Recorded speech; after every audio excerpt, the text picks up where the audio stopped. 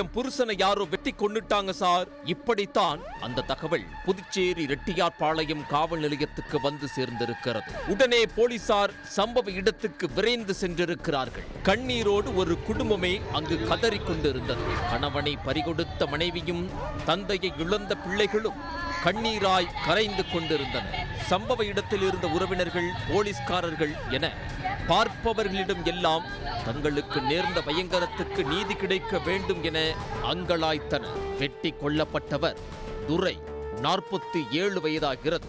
புதுச்சேரி எல்லைப்பிள்ளைச்சாவடி சித்தானந்தா நகரைச் சேர்ந்தவர். இவருக்கு திருமணமாகி ரேகா என்ற மனைவியும், ஒரு பெண், 2 ஆண் என 3 பிள்ளைகளும் உள்ளனர். துரை கடந்த 17 ஆண்டுகளாக கனகன் ஏரி அருகே மருதம் நகர் சாலையில் ஜல்லி, மண், கல் போன்றவற்றை இறக்குமதி செய்து சில்லறை முறையில் விற்பனை செய்யும் ப்ளூ மெட்டல்ஸ் தொழில் செய்து வந்தார். மேலும் இந்து முன்னணி அமைப்பின் புதுச்சேரி நகர செயற்குழு உறுப்பினராகவும் இருந்து வந்தார். சம்பவத்தன்று மாலை கடையில் இருந்த துரையை 10 பேர் கொண்ட கும்பல் ஒன்று திடீரென வெட்டிவிட்டு தப்பிச் சென்றுள்ளது.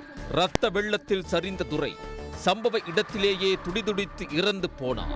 தகவல் அறிந்து சம்பவ இடத்துக்கு வந்த போலீசார் சடலத்தை கைப்பற்றி ஆய்வு செய்திருக்கிறார்கள். தடயவியல் நிபுணர்கள் இரத்த மாதிரிகளை சேகரித்திருக்கிறார்கள். மோப்பனாய் வரவழைக்கப்பட்டது. சிறிது தூரம் ஓடிச் சென்ற அது வட்டமடித்தபடி நின்றது. சடலத்தை உடற்கூராய்வுக்கு அனுப்பி வைத்த போலீசார் இச்சம்பவம் தொடர்பாக வழக்கு பதிவு செய்து விசாரணையை தொடங்கிய போது முதலில் அடிபட்ட பெயர் சூர்யா.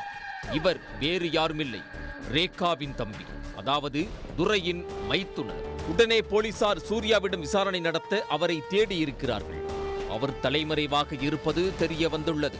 2 தனிப்படைகள் அமைத்து அவரை தேடி உள்ளனர். அப்போது கோரிமேடு எல்லைப் பகுதியில் பதுங்கியிருந்த சூர்யா உட்பட 10 பேரை தனிப்படை போலீசார் மடக்கி பிடித்தனர். அவர்களிடம் நடத்தப்பட்ட விசாரணையில்தான் கொலைக்கான திடுக்கிடும் காரணம் தெரிய வந்துள்ளது. ரேகாவுக்கு சூர்யா மாற்றான் தாயின் மகன். ரேகாவின் தந்தை திருவேங்கடத்துக்கு 2 மனைவிகள். முதல் மனைவியின் மகள் ரேகா, 2வது மனைவியின் மகன் சூர்யா. இந்த சூழலில் எல்லைப்பிள்ளைச்சாவடி 100 அடி சாலையில் உள்ள வீட்டை ரேகா பெயருக்கு திருவேங்கடம் எழுதி கொடுத்துள்ளார். இதற்கு சூர்யா எதிர்ப்பு தெரிவித்திருக்கிறார். அதோடு ரேகா மற்றும் அவரது கணவர் துரை ஆகியோர் மீது சூர்யா நீதிமன்றத்தில் வழக்கு தொடர்ந்து தந்தை எழுதி கொடுத்த சொத்தில் தனக்கு பங்கு உண்டு என முறையிட்டுள்ளார். 10 ஆண்டுகளுக்கு மேலாக அந்த வழக்கு நீதிமன்றத்தில் நடந்து வந்தது. 6 மாதத்துக்கு முன்பு ரேகாவுக்கு சாதகமாக தீர்ப்பும் வந்துள்ளது. இதனால் துரையும் ரேகாவும் சேர்ந்து அந்த இடத்தில் கடை கட்டி வந்திருக்கிறார்கள். இது சூர்யாவுக்கு ஆத்திரத்தை ஏற்படுத்தியுள்ளது. இது எல்லாவற்றுக்கும் காரணம் மாமாதான் என சூர்யா முடிவு செய்திருக்கிறார். அவரால் தான் இந்த வழக்கில் ரேகா வெற்றி பெற்றார் என்று ஆழமாக நம்பியுள்ளார். இதனால் துரை மீது அவருக்கு கொலைவெறி உருவாகியிருக்கிறது. அடிக்கடி அவரை மிரட்டியும் இருக்கிறார்.